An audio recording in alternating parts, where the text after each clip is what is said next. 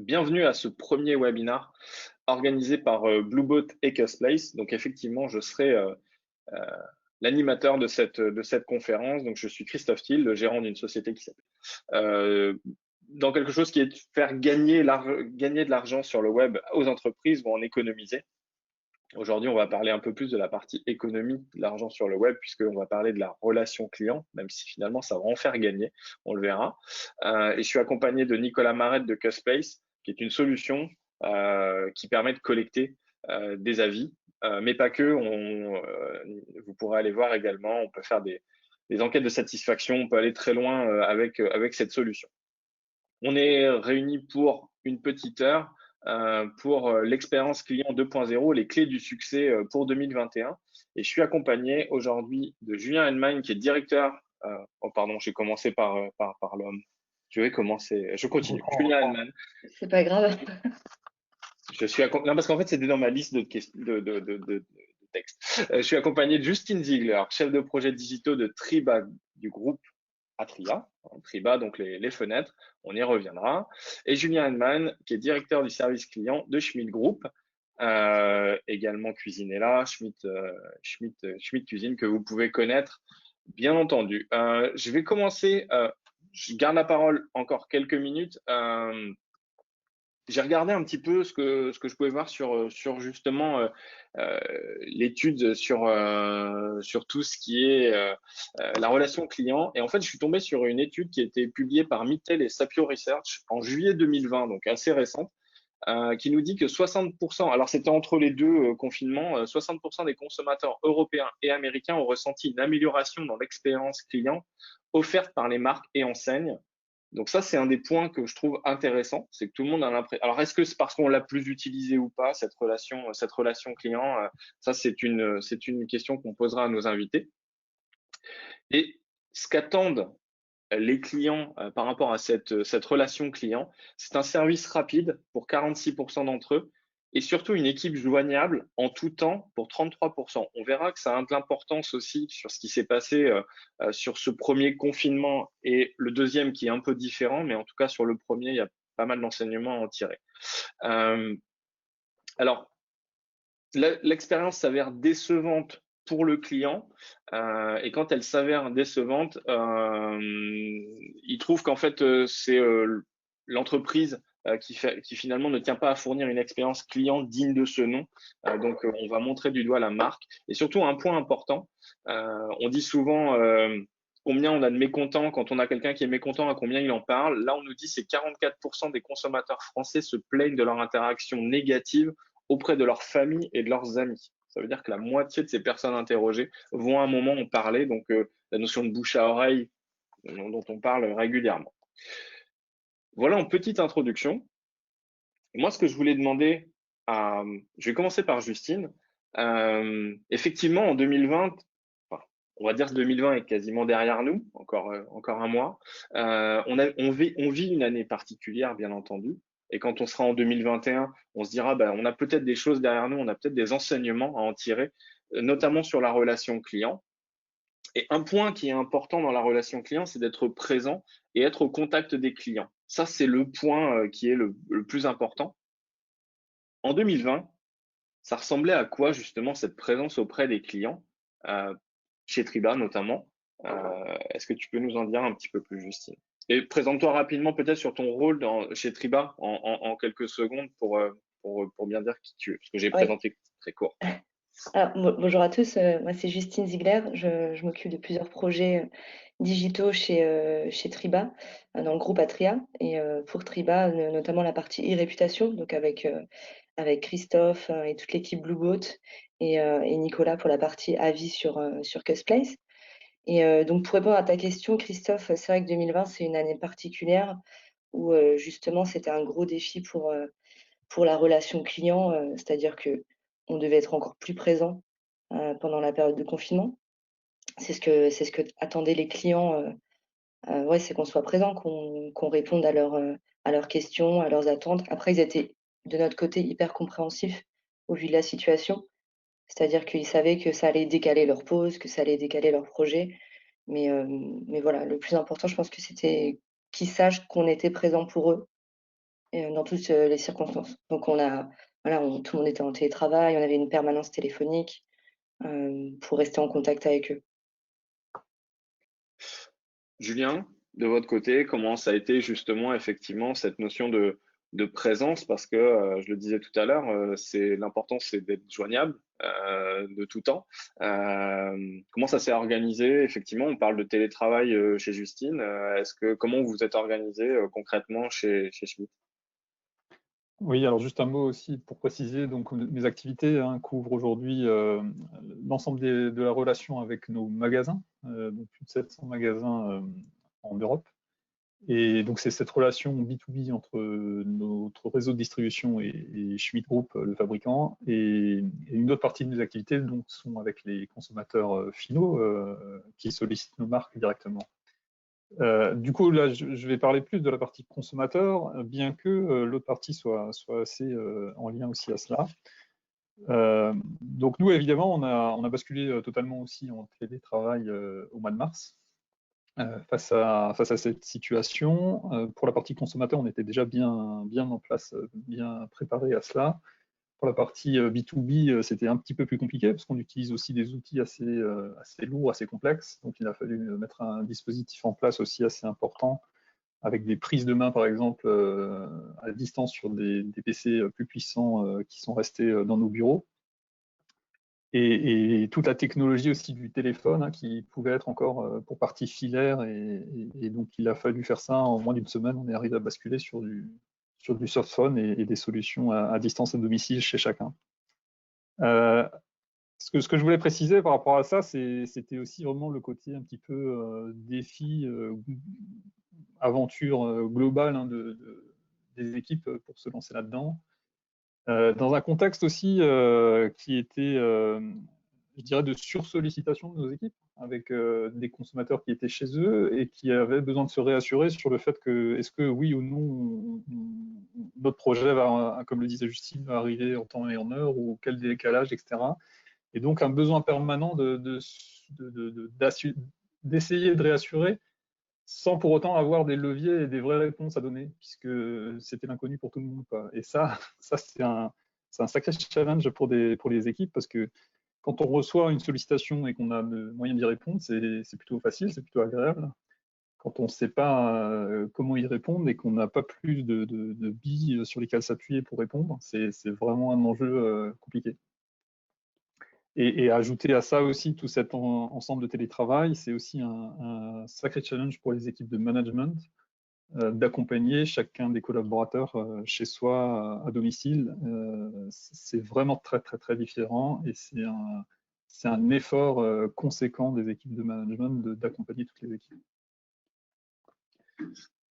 Comment on s'y prépare à ça en fait? Parce que finalement, on parle de toute crise, on parle de crise, hein, clairement, c'est une crise qui peut être à un moment réputationnelle, c'est une crise là d'envergure, c'est-à-dire de structurelle.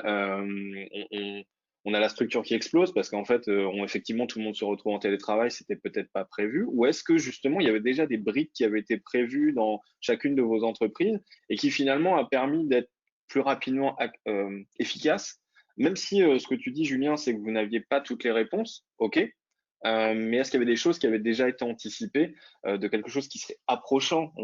Personne ne pouvait imaginer ce qui s'est passé, mais en tout cas, est-ce qu'il y avait des éléments sur lesquels vous avez pu vous appuyer et qui étaient peut-être en modification ou en changement déjà? Je continue avec Julien, justement.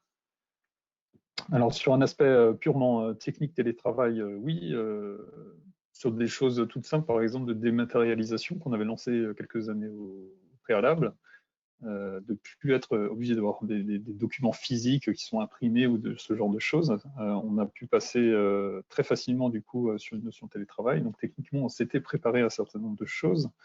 Après, nous qui avons un système de production à flux tendu, c'est-à-dire qu'on n'a aucun stock, on se prépare quelque part toujours à ça, mais c'était plutôt la situation de catastrophe naturelle qui nous aurait obligés à un moment donné à bloquer les usines et à tout décaler.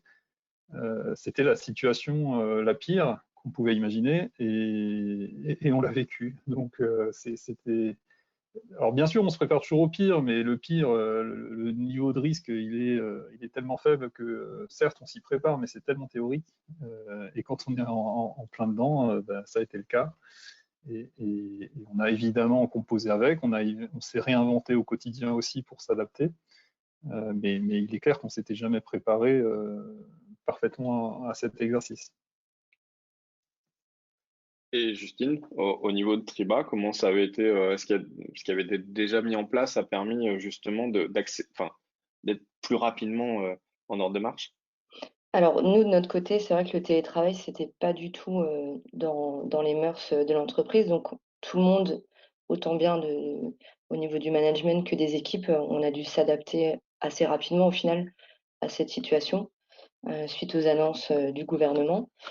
Et de notre côté, ça a été. Après, c'est ce que disait Julien au début, c'est le réseau aussi, donc nos partenaires, qui ont vu leurs magasins fermer, où on a dû les préparer à l'après-confinement, c'est-à-dire à les former un peu plus sur les outils digitaux, notamment à utiliser, les outils de visio comme Teams, Google Meet, ce genre d'outils.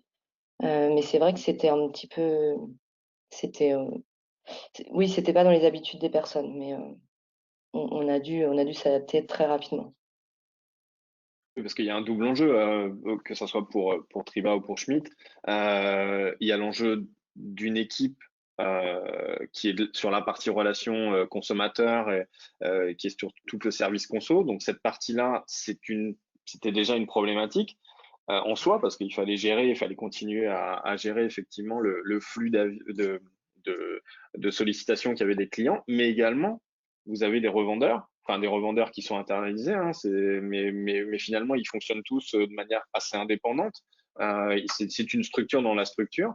Euh, Comment eux ont vécu les choses en fait? Parce que eux aussi se sont retrouvés à enfin, ne plus pouvoir aller en clientèle. Enfin, c'était quoi? C'était vous aviez les clients d'un côté et les distributeurs de l'autre. Dans chaque oreille, il y avait quelqu'un qui vous parlait. Comment vous avez géré ça à votre niveau? Alors peut-être que c'est peut-être pas à votre niveau directement, mais j'imagine que eux étaient en panique aussi parce qu'ils devaient avoir des appels également.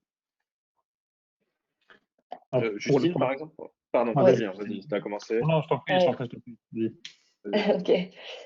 Non, nous, de notre côté, bah, c'est vrai qu'ils étaient à l'arrêt, du jour au lendemain, donc fermeture des points de vente, et on n'avait pas forcément de visibilité quant à la réouverture.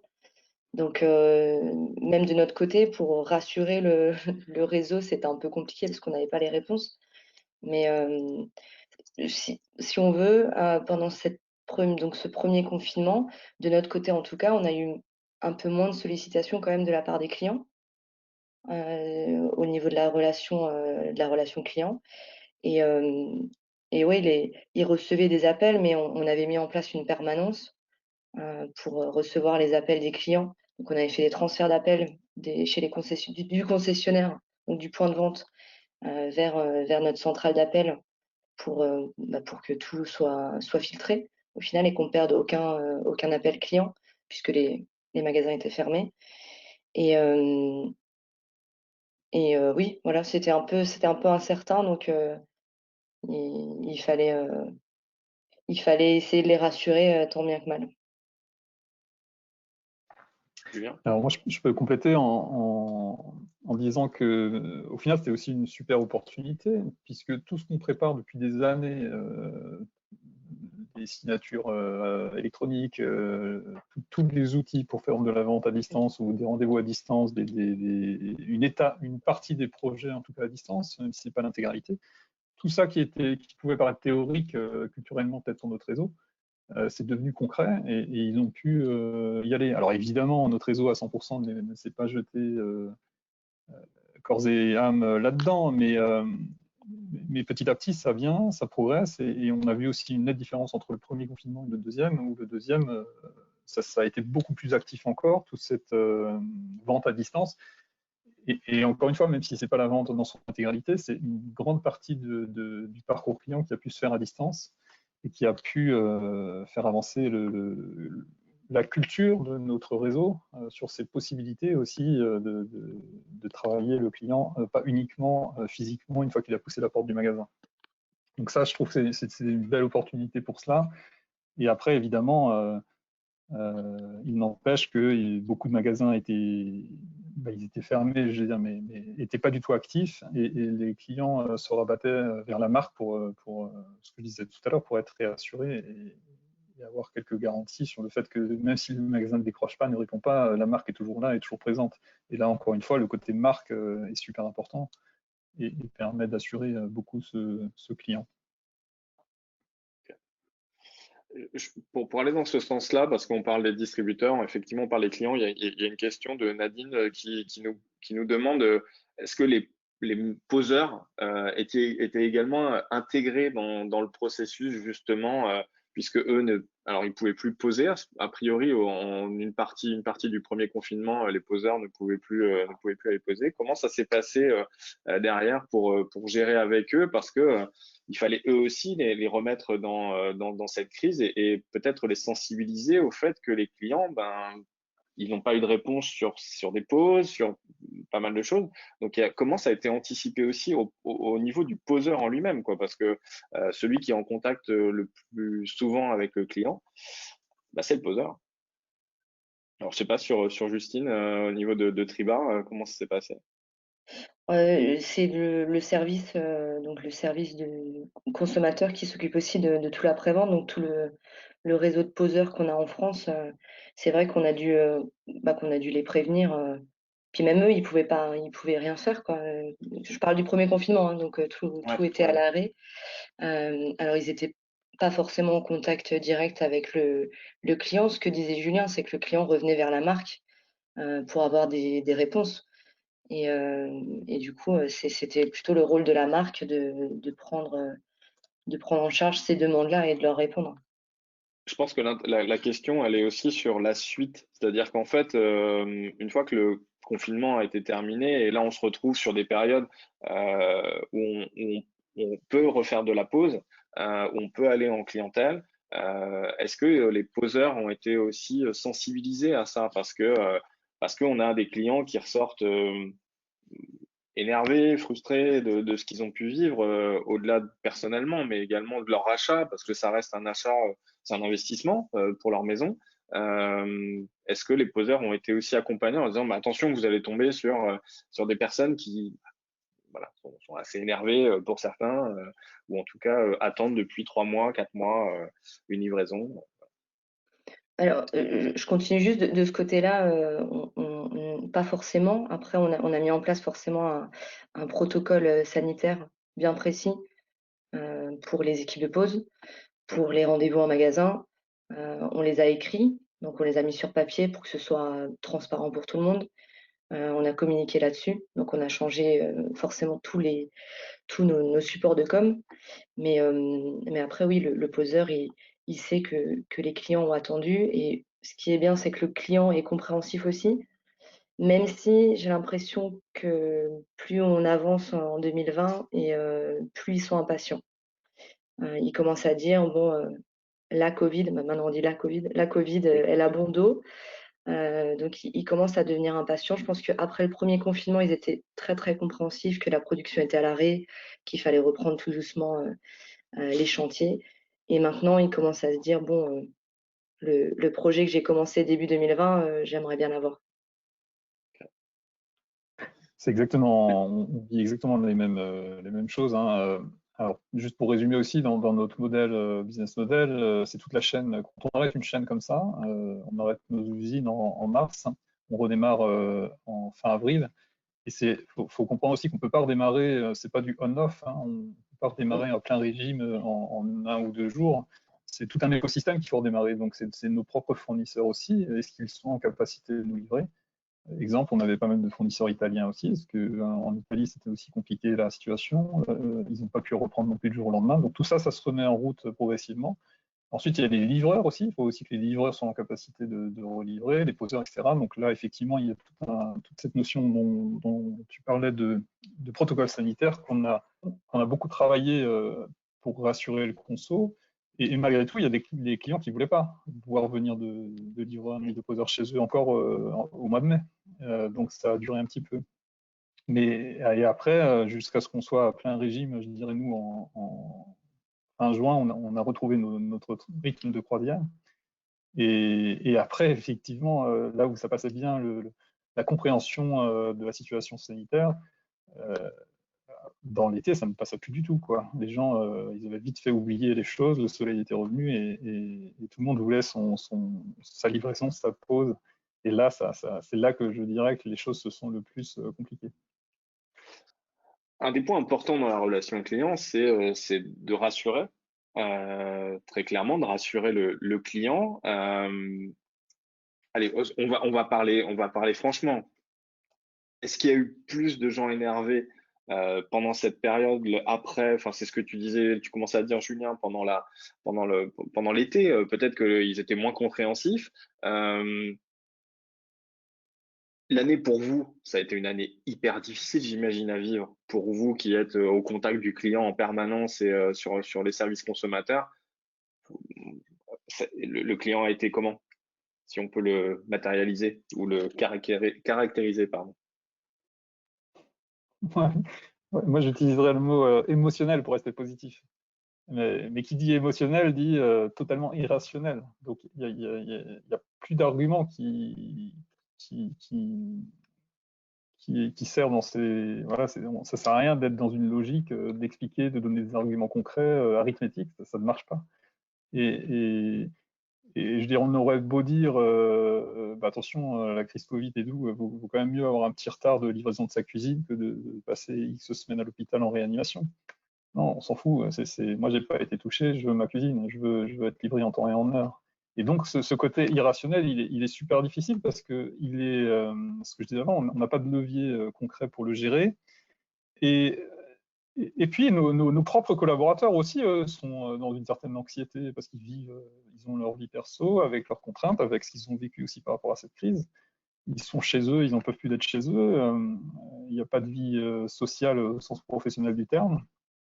Et tout ça, ça fait un savant mélange qui est assez usant. Et nous, on a en tout cas des équipes qui sont fatiguées et à juste titre cette fin d'année et je pense que ce deuxième confinement, avec un mois de novembre et une période qui n'est pas propice, hein, ça a encore accentué cette fatigue et cette usure de nos équipes par rapport à ça. Et alors, je compléterais juste encore avec un aspect, qui est peut-être spécifique à notre métier aussi, c'est que tous autant qu'on est, on a passé énormément de temps chez soi à la maison. La preuve en est, j'y suis encore. Et on a tous passé tellement de temps chez soi qu'on s'est rendu compte que finalement, tiens, mon aménagement là, il est quand même pas terrible, quoi. Je changerais bien ma cuisine, je changerais bien ceci, je changerais bien cela, ce qui est pour nous une belle opportunité. Et on a eu un bel afflux, une belle dynamique sur le marché. Et aujourd'hui, on se retrouve même avec un marché en pénurie. C'est-à-dire que, par exemple, le marché de l'électroménager est en pénurie totale actuellement dans l'Europe, voire le monde entier. Et on n'est plus en capacité de fournir à temps des lave-vaisselle, par exemple. Et un lave-vaisselle, c'est quand même un peu compliqué quoi, de gérer sa cuisine sans lave-vaisselle. Et ça, on a beau avoir plein d'arguments mondiaux pour l'expliquer, c'est inacceptable à titre individuel par rapport à un client. Difficile à gérer.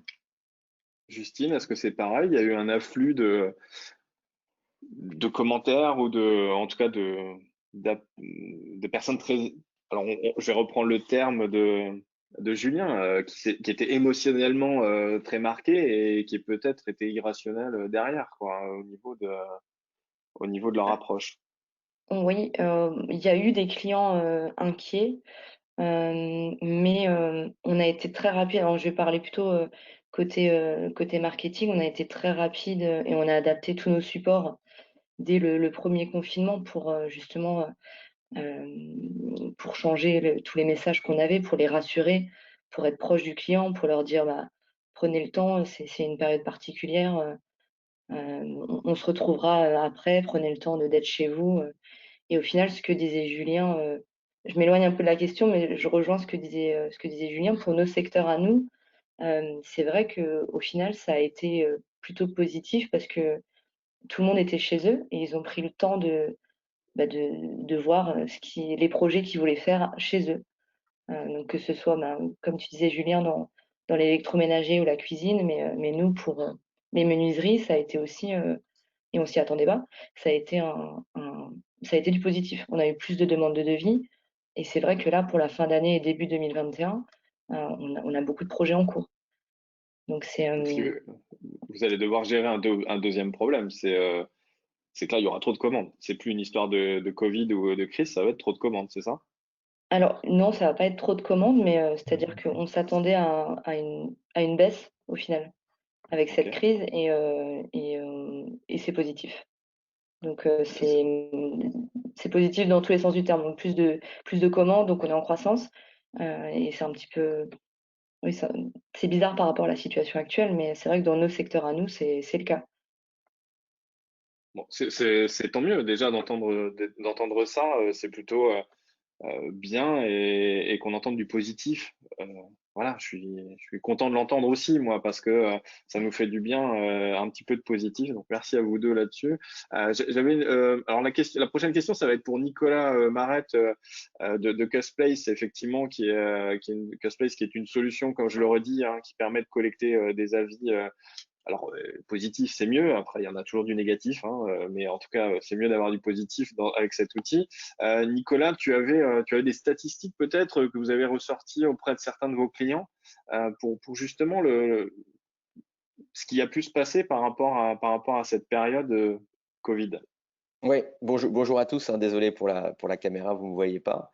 Oui, ce qu'on a constaté, nous, de façon macro, hein, c'est sur plus de 1000 marques, c'est pas forcément tant une augmentation des avis négatifs. On voit qu'en sollicitant la majorité silencieuse, on a évidemment une grande majorité de clients satisfaits. Mais pour rebondir sur ce que disaient Julien et Justine, l'immédiateté s'est vraiment accentuée. C'est-à-dire qu'on a vu au fil du temps, et même pendant la première vague, une vraie notion de où s'en est ma commande, j'ai pas reçu ma livraison, je comprends pas, et moins de tolérance. Donc Julien parlait d'émotionnel, moi je parlerais de tolérance, c'est-à-dire que on voit que il y a eu une excuse et que le mois d'avril, le mois de mars, on était tous dans notre bulle, et puis dès qu'on est ressorti cet été et a fortiori aujourd'hui où on est dans une phase un peu de confinement, on voit qu'il y a vraiment une notion d'immédiateté. C'est-à-dire, j'envoie un premier avis, j'ai pas reçu ce que j'attendais, et même pas 24 heures après, je relance. Je commence à avoir une conversation entre consommateurs pour savoir où ça en est, et évidemment, c'est assez compliqué de faire comprendre aux clients qu'il y a avoir des délais qui sont d'ailleurs le plus souvent, comme le disait Julien, pas imputables à la marque, mais à tout un écosystème de livraison, de fournisseurs qui est compliqué. Donc en termes de chiffres, en gros, on a vu que le taux de rebond, le taux de retour suite à un premier commentaire ou à une première question augmenté de 30%, donc ce qui est beaucoup. C'est-à-dire que voilà, j'ai pas ma réponse et dans les 24 heures, 48 heures, je relance et je commence à signaler une insatisfaction qui est forte. Donc on parle vraiment de la petite minorité, ce qu'on appelle chez Custplace la minorité bruyante, hein, qui est pas nouvelle. Et encore une fois, assez étonnamment, le Covid n'a pas changé cette notion de proportion d'avis négatifs, mais l'immédiateté et le niveau d'insatisfaction est pour le coup très, très clairement plus net, et on voit que c'est, voilà ce que disait Julien ou Justine, difficile d'expliquer que derrière une marque, il y a tout un environnement. Et que on fait ce qu'on peut, mais voilà, c'est cette notion d'immédiateté qui change beaucoup dans ce qu'on a pu constater. Ok, donc ça reboucle avec ce qu'on disait juste avant. Pardon, Julien, tu voulais dire? Non, juste, il me vient une anecdote, alors c'en est une parce qu'elle est venue jusque moi, mais mes collaborateurs en auraient certainement une palette plus complète. Je crois que c'était en octobre, un client chez nous qui a une cuisine posée en 2003, donc ça date un petit peu quand même, hein. Deux charnières qui grincent un peu et qui sont défectueuses. Alors, on n'a pas forcément été bon dans la gestion de cette demande, etc. Toujours est-il que ce client nous a bloqué nos lignes téléphonique sur 3, 4, 5, 6 jours, je crois. Il bloquait toute la journée mes collaborateurs parce qu'il était excédé par sa charnière qui ne marchait pas et qu'on ne lui avait pas livré dans les temps qu'il estimait normaux. Et ce qui peut être juste quand on se met à la place de cette personne, sauf que voilà, on parle d'un problème qui reste mineur. Et en fait, c'est vraiment ce côté exacerbé de la situation actuelle, ou de ce que j'appelle l'irrationnel. Les gens n'ont plus aucune commune mesure d'une problématique par rapport à une situation globale, quoi. Alors, je pense que c'était important qu'on parle aussi de 2020, mais bien entendu, alors on me l'a rappelé dans les questions. Est-ce que ce webinaire est justement orienté plus vers l'avenir? Mais je pense que si on ne se pose pas les questions sur ce qui s'est passé en 2020, on peut pas comprendre pourquoi 2021 sera différent et les années futures. Est-ce que vous avez tiré justement alors, je vais reprendre un élément que j'ai vu il n'y a pas très longtemps dans le magazine Relations Clients. C'est une étude de Forbes du 3 novembre où on parle du Customer Care, donc vraiment prendre le bien-être du client, cet élément-là. Est-ce qu'il va être renforcé suite à 2020 ou est-ce que finalement, vous considérez que c'est juste les outils qui ont changé? Est-ce que c'est juste les modes de fonctionnement qui ont changé, le management des équipes qui a changé, mais finalement, c'était dans votre ADN déjà ce côté bienveillance envers le client et l'écoute, ou est-ce qu'il y a des choses qui vont changer justement? Ouais. Nous, ça a été depuis toujours le nerf de la guerre de la relation client, c'est-à-dire que on met le client au centre de nos réflexions. Et je pense que vu comment ça s'est passé 2020, ça va accélérer en fait cette réflexion. De plus en plus, on va essayer d'améliorer et d'optimiser cette expérience client. Et oui, 2021, du coup, on va le mettre encore plus au centre des décisions, de la stratégie, pour que ce soit au final un service transverse qui peut remonter des informations des clients, mais également remonter des informations du réseau. Donc vraiment être ouais, au centre de la stratégie. Donc ça, moi je dirais que ça va accélérer du coup cette tendance. Enfin, pardon, Julien, je te redonnerai la parole après, mais tu penses que cette évolution, qui est finalement une évolution naturelle, elle a été accélérée ou est-ce que finalement c'était déjà dans les cartons et ça devait être l'évolution envisagée ou qui était déjà prévue, alors sans rentrer dans le secret de la stratégie de Triba, mais en tout cas, est-ce que c'était quelque chose qui était déjà envisagé? C'était déjà envisagé, mais effectivement, je pense que ça a accéléré, tant au niveau de le mettre au cœur de la stratégie, mais aussi tout ce que tu disais, l'utilisation des outils digitaux par notre réseau. Donc le client, il devient de plus en plus impatient, donc d'accélérer les rendez-vous en visio, par exemple, tout ce qui est avant-vente, parce que nous, on est sur un métier où quand même on fait venir le client en magasin, mais tout l'avant-vente, je pense qu'en 2021, ça va se faire plus rapidement, ça va se faire en ligne et on travaille là-dessus.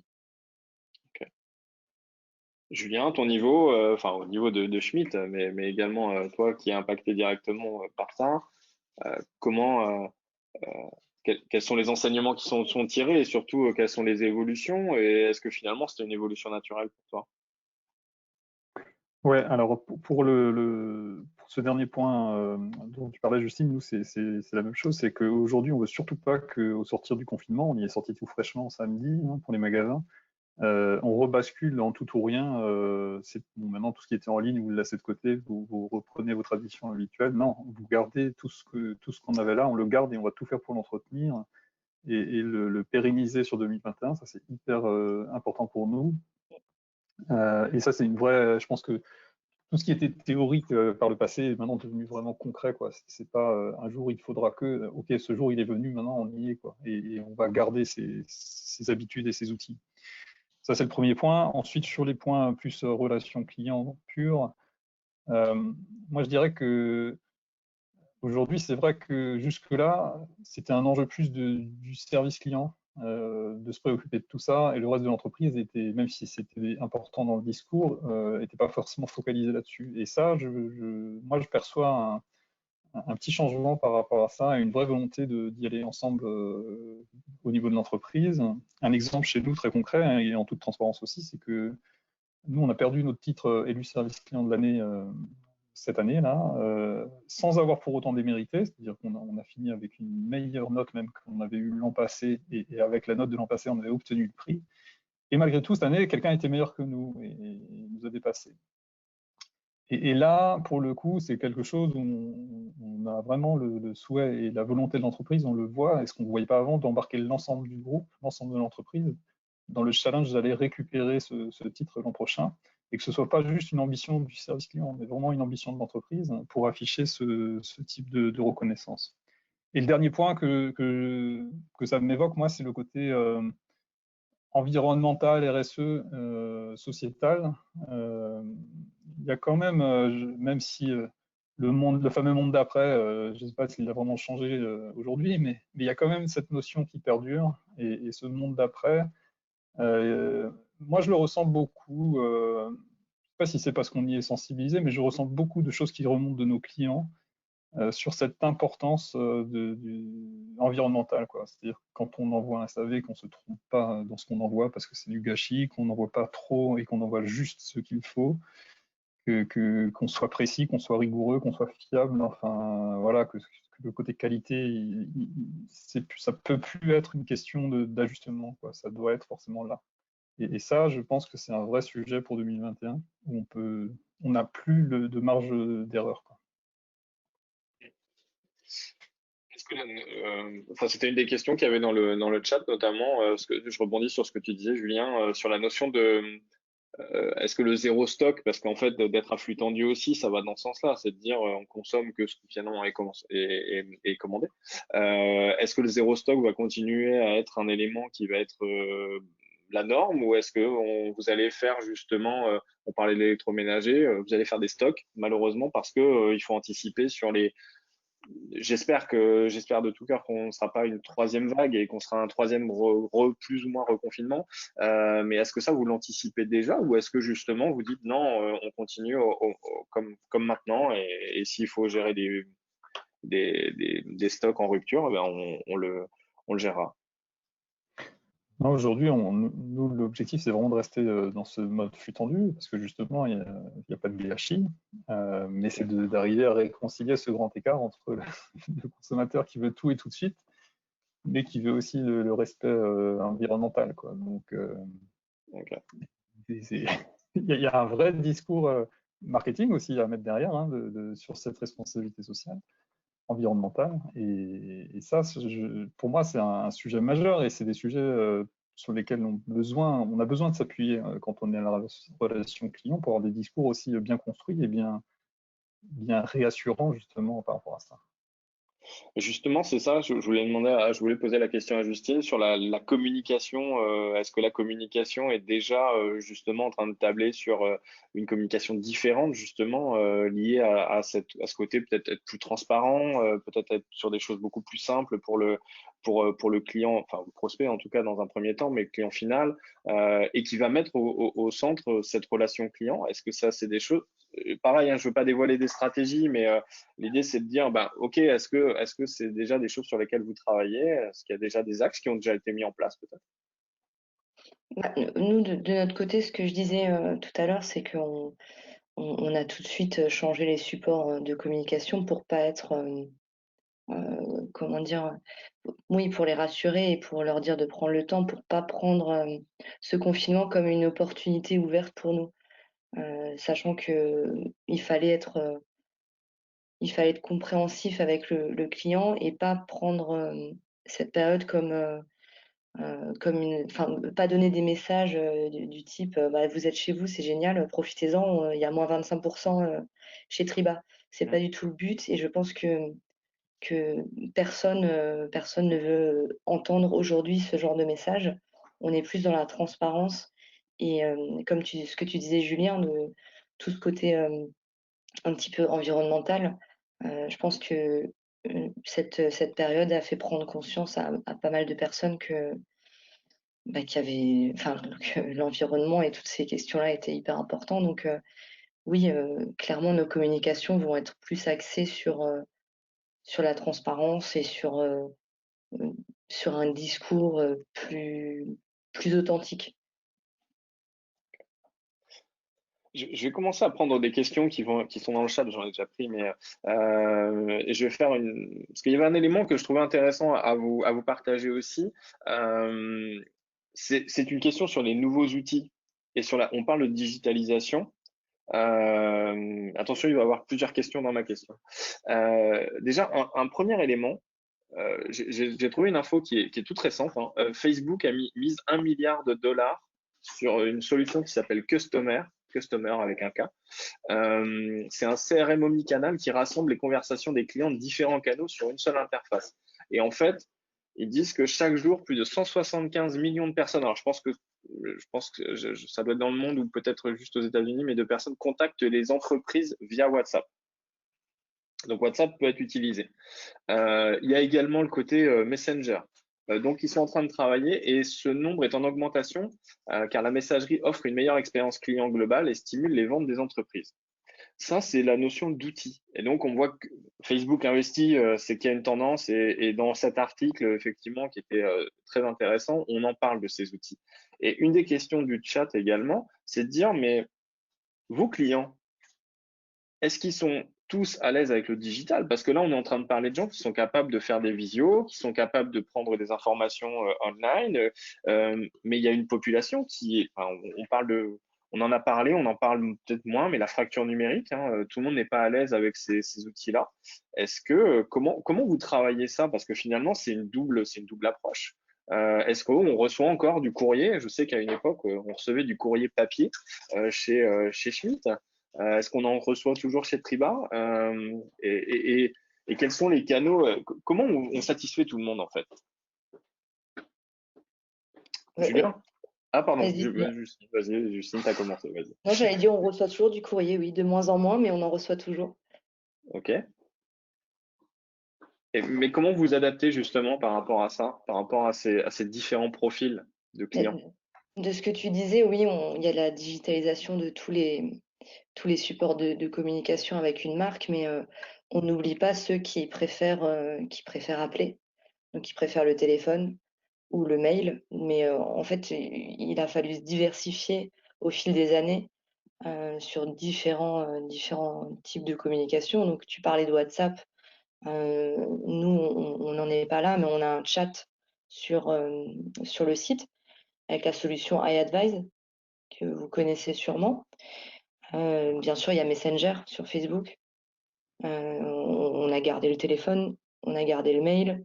Il y a encore un tout petit peu de courrier papier, mais c'est de moins en moins. Au final, il faut s'adapter à tous les types de personnes, tous les types de clients, et il faut se diversifier au niveau de la palette d'outils de communication, et au final, pas seulement dans le digital. Julien? Et pour notre partie, alors évidemment, on a toujours aussi des courriers, de moins en moins quand même. Alors, on parlait de tolérance, moi je suis pas super tolérant avec les courriers papier quand même, parce que pour le coup là, je trouve que ça commence vraiment à être archaïque. Après, on a essayé beaucoup de choses au fil du temps, et d'ailleurs, évidemment avec vous aussi, Bluebot et Cusplice, on a essayé de brasser le plus large possible, et petit à petit, on s'est quand même recentré sur des canaux assez précis. Et aujourd'hui, typiquement, on s'est totalement branché aussi à Messenger pour toutes les conversations privées, messages privés. Donc ça arrive directement chez nos conseillers clients, les mêmes qui traitent par téléphone ou par mail. Et on va brancher aussi en 2021, alors que pour les Espagnols, parce que les Espagnols sont très, très friands de WhatsApp. Donc eux, on va les brancher en mode WhatsApp. Et par contre, on ne va pas forcément sur tous les canaux partout, quoi. On essaye de quand même se concentrer, se recentrer sur un certain nombre, parce que je considère qu'on ne peut pas tout faire correctement. Et il faut essayer de faire bien un certain nombre limité de canaux.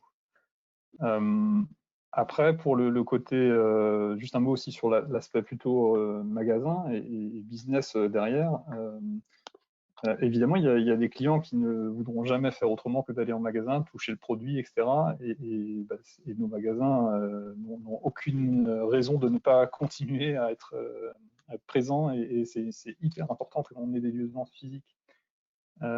Mais après, je dirais qu'il y a aussi toute une partie de population aujourd'hui qui est prête à faire toute une partie de son projet à distance et qui gagne un temps fou à ne pas aller en magasin, à faire des choses à distance. Et ça, c'est génial parce que maintenant, on sait correctement les adresser, on sait avancer avec cette population, ce qu'on était moins apte à faire quelques années auparavant.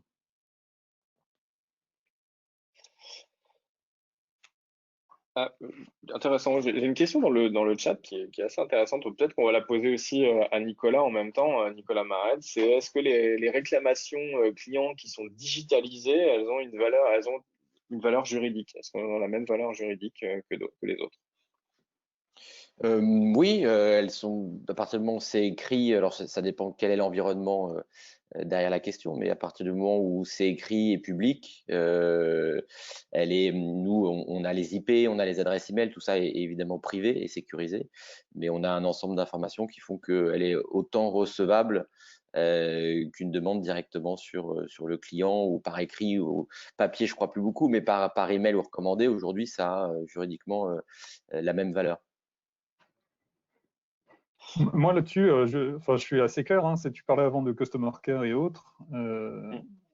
Comme le disait Justine, on est plutôt câblé comme ça. Donc, moi, j'ai pas besoin d'avoir un courrier recommandé, tamponner la poste, etc. pour prendre en compte le sujet. Peu importe le moyen par lequel il arrive, nous, ce qui nous préoccupe, c'est que le client, il ait une solution fonctionnelle soit techniquement propre et fonctionnellement adapté, quoi. C'est ça l'enjeu, peu importe la manière dont il va nous en parler, qu'il nous croise dans la rue ou que ce soit un WhatsApp ou un Messenger. Si je ne ferais pas plus avec un recommandé qu'avec autre chose. Donc pour nous, c'est pas un sujet. Okay. Ce qui change, Oui, c'est la visibilité que ça peut avoir. Enfin, toute la notion de, évidemment, qu'on traite d'e-réputation, qui est, que ça soit sur les réseaux sociaux, sur Cusplace ailleurs ou sur les forums consommateurs, c'est évidemment l'impact au-delà de la résolution du cas particulier qu'il peut avoir. Et puis ce qu'on a constaté aussi sur les tendances, c'est le regroupement des consommateurs entre eux. C'est le danger, c'est qu'un consommateur qui a eu un problème de charnière qui est pas forcément clé, mais il va en faire un sujet avec d'autres consommateurs se regrouper. Et c'est ça qu'il faut prendre en compte, c'est la capacité à calmer ce côté émotionnel et derrière, concrètement, si on voit des consommateurs se regrouper, d'essayer de les prendre au cas par cas pour pas que ça s'envenime.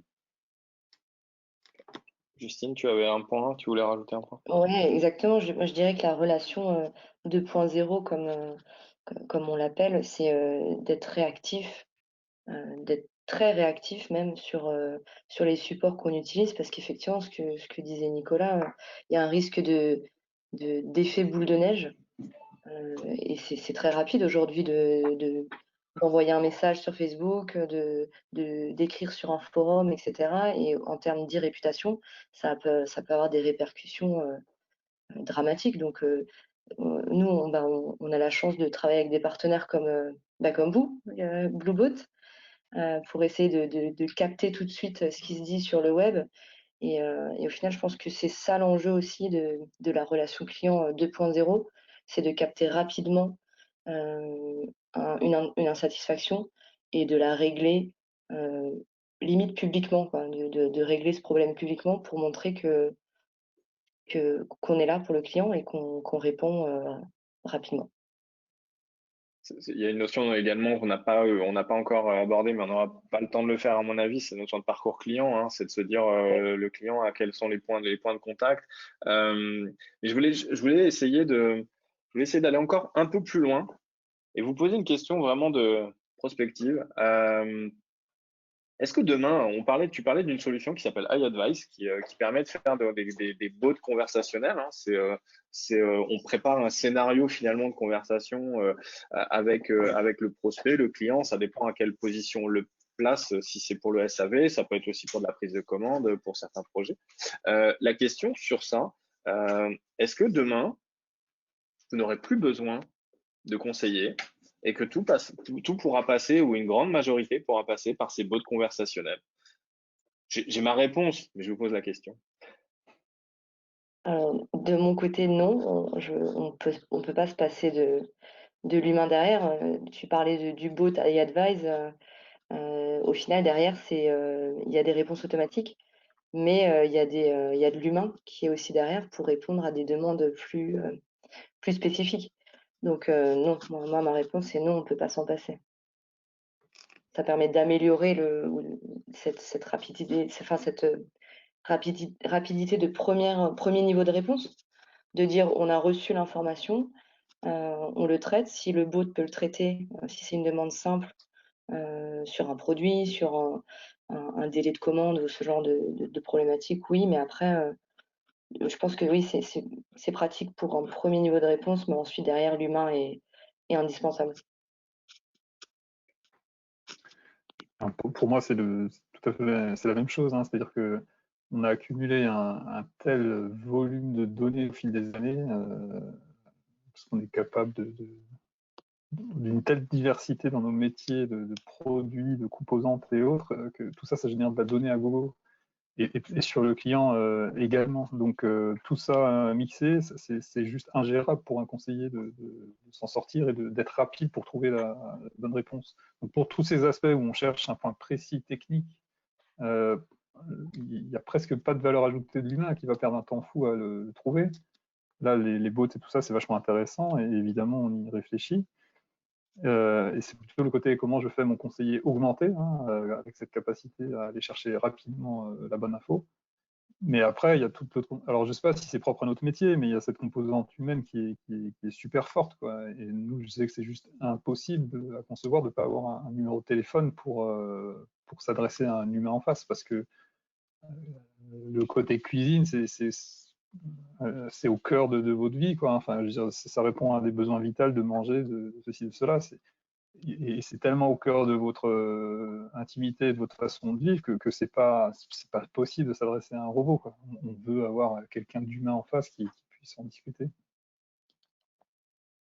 Nicolas, peut-être quelque chose à ajouter sur cette partie justement qui est une automatisation d'une partie de la relation client qui est possible, hein, qui peut être une évolution. Est-ce que ça peut être une dérive dans certains cas, je ne sais pas, mais comment toi tu vois les choses par rapport à l'évolution justement, puisque tu es à la base d'un produit qui peut permettre ça? Oui, bah nous on traite essentiellement les réponses, la majorité, la majorité silencieuse qui s'exprime. Donc, bah, on a la chance d'avoir effectivement des partenaires type Triba où on collecte un très grand volume d'avis positifs. Et aujourd'hui, bah, les robots nous permettent de s'assurer que ce soit un avis vraiment positif. On fait un scoring sentiment sur l'avis, donc on s'assure qu'il est bien et on y crée des règles de réponse. Donc, c'est au moins un gros avantage de dégager du temps pour justement les conseiller. Pour rebondir sur ce que dit Julien, dès qu'on est dans une problématique de questions de SAV, c'est pas les robots qui vont prendre en charge ce type de réponse, pas parce qu'ils n'ont pas la capacité, quoique, mais surtout que derrière on veut une vraie personne, on veut qu'il y ait une personne qui prenne en charge le problème et qui réponde. Donc c'est un petit avantage, c'est de gagner beaucoup de temps sur tout ce qui est positif. Et dès qu'on a un traitement, une question, aujourd'hui, c'est l'humain qui sera évidemment toujours présent. Il y a une dernière, alors, on arrive, il va être bientôt 11 heures, comme on avait prévu 1 heure. Il y a une remarque de Michel qui est intéressante dans le chat, c'est de dire, mais moi, si j'ai un flux email ou un flux direct de contact avec mon service client et que ça ne fonctionne pas, que je n'ai pas de réponse, je vais directement me retrouver sur les réseaux sociaux et c'est seulement là où la marque va prendre en compte ma demande. Est-ce que c'est quelque chose pour l'avenir où vous allez justement travailler à ça, ou est-ce que c'est déjà travaillé justement d'éviter de se dire le consommateur il n'a pas sa réponse, bah, de toute façon il ira sur les réseaux sociaux, alors il trouvera peut-être sa propre réponse avec des autres clients. Ça c'est quelque chose, c'est un enjeu pour les marques aussi. C'est ce qu'on disait tout à l'heure. Si la marque ne répond pas assez vite ou ne répond pas, à un moment le consommateur peut aller ailleurs et aller utiliser les réseaux sociaux. Est-ce que cette tendance, elle se confirme? Est-ce que justement vous faites attention au nombre de sollicitations qui sont faites par ces réseaux-là? Nous, on le voit dans nos stats que la plupart du négatif, en l'occurrence, effectivement, ça se passe sur les réseaux sociaux parce que le client a bien compris que c'était visible par tout le monde et qu'effectivement, si la marque ne répond pas rapidement sur les réseaux sociaux, ça peut avoir des conséquences non négligeables. Mais après, pour répondre à ta question, Christophe, je pense que non, on va pas attendre enfin, on va pas se dire, bah, le client va écrire sur Facebook, par exemple, pour ne citer que. On va essayer de lui répondre directement à sa problématique. Mais c'est le client qui, aujourd'hui, va directement en premier sur le réseau social. Et on le voit dans nos stats, hein, c'est quasiment le canal principal pour les réclamations. Ok. Donc ça, c'est peut-être un enseignement aussi à ceux qui nous écoutent et qui se posent la question, qui sont peut-être pas de la même taille que vos structures, mais qui se disent qu'il faut faire attention justement sur les réseaux sociaux et être attentif à ça. Parce que l'internaute client, je vais l'appeler l'internaute client, à un moment, eh bien, il va aller s'épancher sur les réseaux sociaux. Peut-être, là, il nous reste, allez, on va se prendre encore 2 minutes si ça vous va pour tout le monde, pour conclure.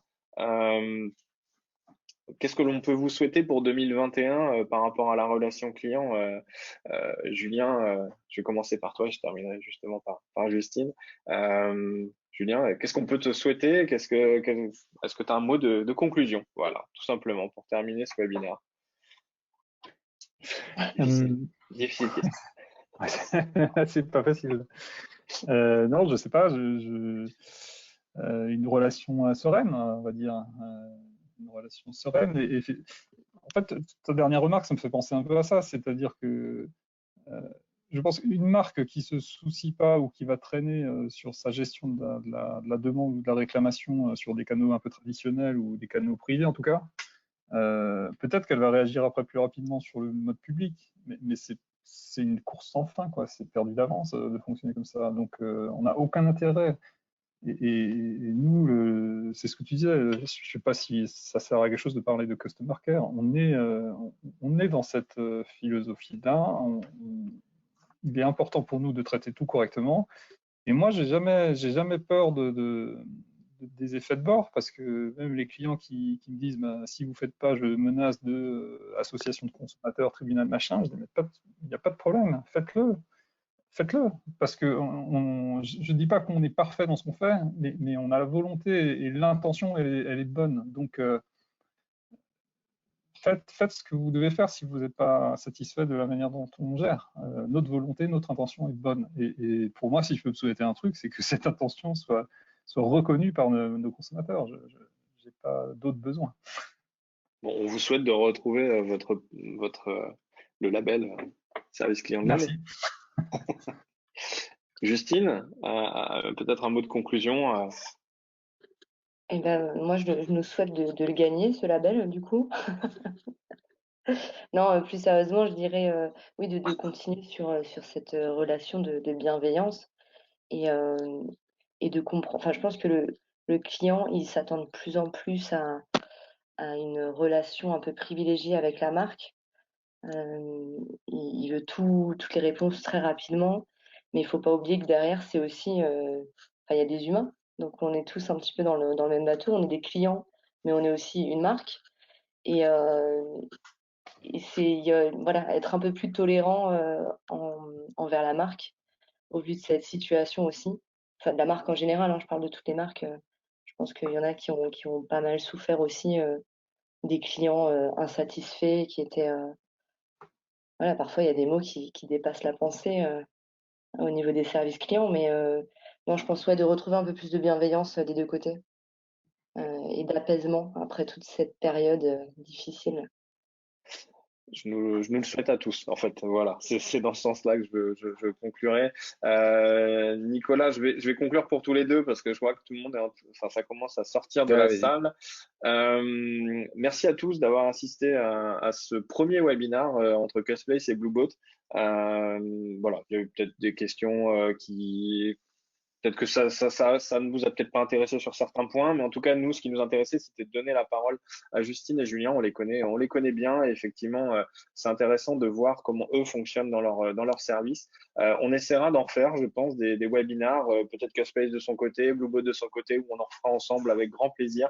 Mais en tout cas, voilà, j'espère que ça vous a permis de passer un petit bout de matinée sympa et puis surtout vous avez pu apprendre plein de choses. Voilà, c'était l'objectif. Donc restez à l'écoute de nos réseaux pour le coup sur LinkedIn, sur Facebook, sur Twitter pour Cuspace et Bluebot.